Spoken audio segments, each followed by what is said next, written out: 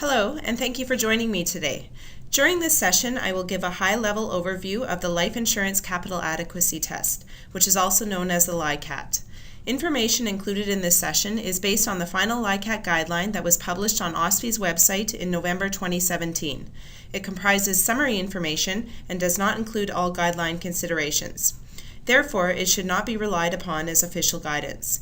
Users should consult the LICAT guideline for the official text and additional specifications which may be relevant in particular circumstances. So let's begin.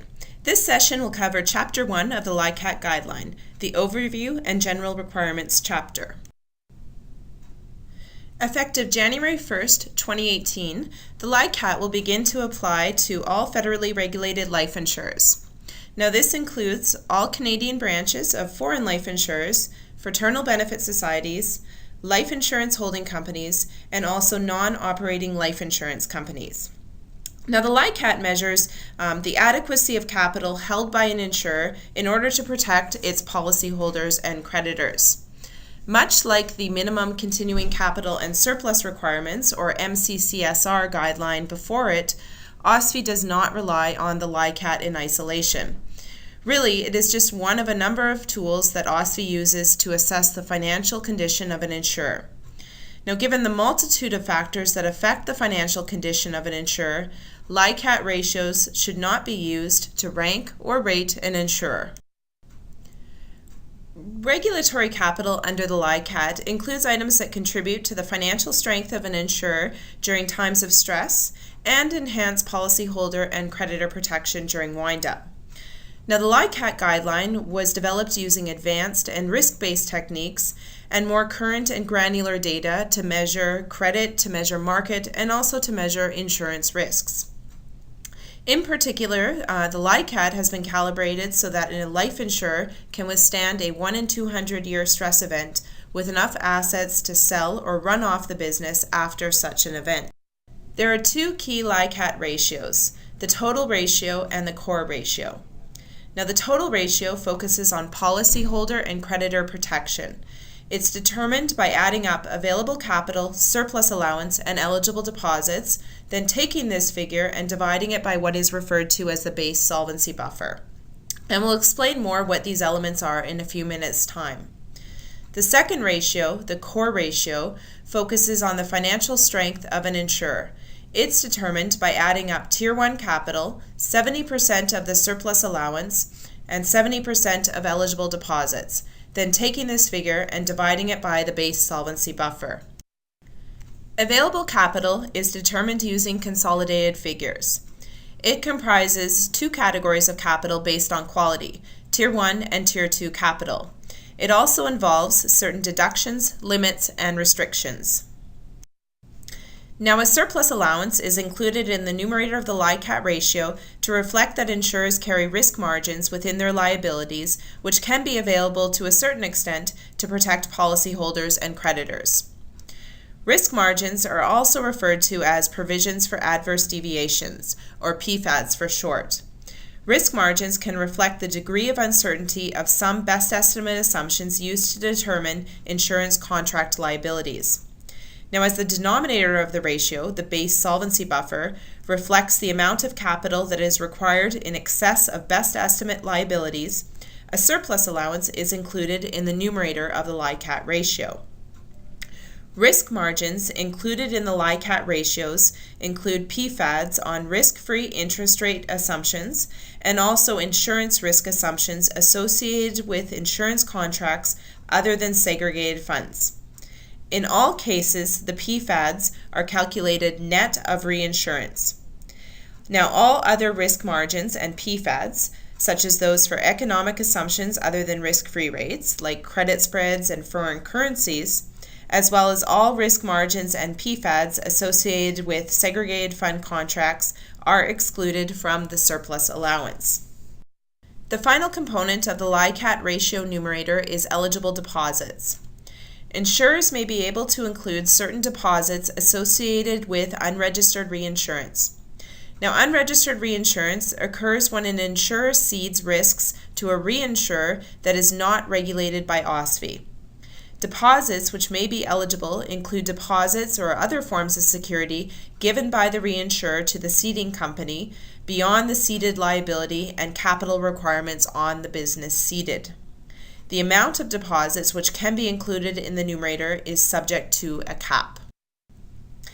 A new concept introduced in the LICAT guideline is the base solvency buffer. Now, I touched on this element when I described the surplus allowance. Essentially, the base solvency buffer is the amount that a life insurer needs to meet its regulatory requirements over and beyond the assets it sets aside to back its actuarially determined best estimate policyholder liabilities. Now, to determine the base solvency buffer, an amount is calculated and summed for each of credit, market, insurance, segregated fund guarantee, and operational risks. And these risks comprise the total required capital before credits.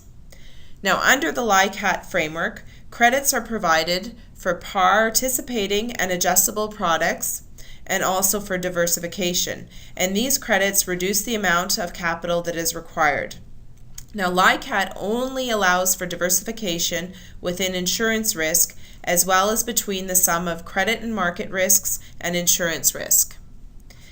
Now, the total capital requirements net of credits is then multiplied by a scalar. Now, the scalar is not expected to change often, and it basically allows for adjustments to the overall level of capital in the system. The scalar is currently set at 1.05. The resulting number, when you do all of this math, is referred to as the base solvency buffer. OSFI has established supervisory targets for the total and core ratio in order to provide cushions above the minimums and also to facilitate OSFI's early intervention process. Now, these targets are 100% for the total ratio and 70% for the core ratio. The minimum ratios stand at 90% for the total ratio and 55% for the core ratio for all operating companies and 50% for the core ratio for all non-operating insurance companies. More information on OSFI's supervisory expectations can be found in Guideline A4, Regulatory Capital and Internal Capital Targets. Chapter 1 of the LICAT guideline sets out a few other requirements for insurers. Among other things, the starting basis for amounts used in calculating capital components is the insurer's GAAP audited consolidated financial statements. The LICAT also outlines the responsibilities of the authorized officer, the appointed actuary, and the insurer's auditor. Now, each life insurer is required to have an authorized officer attest that the LICAT quarterly return and LICAT annual supplement filed with it are prepared in accordance with the LICAT guideline. The appointed actuary is required to sign an opinion on the accuracy of the LICAT quarterly return at year-end. Also, life insurers are required to retain an auditor to sign an opinion on the year-end LICAT quarterly return. Chapter 1 of the LICAT guideline also includes guidance on the use of approximations in the calculation of relevant LICAT components. First, insurers should adhere to the standards of practice of the Canadian Institute of Actuaries on materiality and also the standards on approximations with respect to using the specific approximations permitted within the LICAT guideline. Second, all approximations used, along with the vetting completed to measure the effectiveness of those approximations and the steps taken to refine and correct ineffective approximations, should be reported in the LICAT memorandum. Third, insurers should use approximations consistently from quarter to quarter. That's true unless reviews of their effectiveness require a modification to improve accuracy or an improvement in the insurer's processes renders the approximation unnecessary. Now, the adherence to these requirements does not allow insurers to use any approximations they want.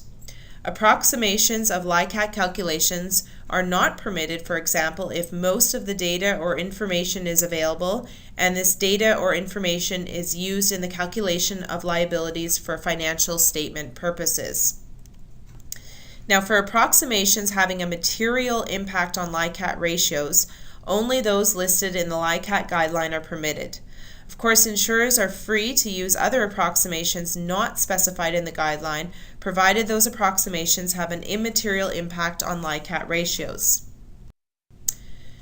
This concludes this information session.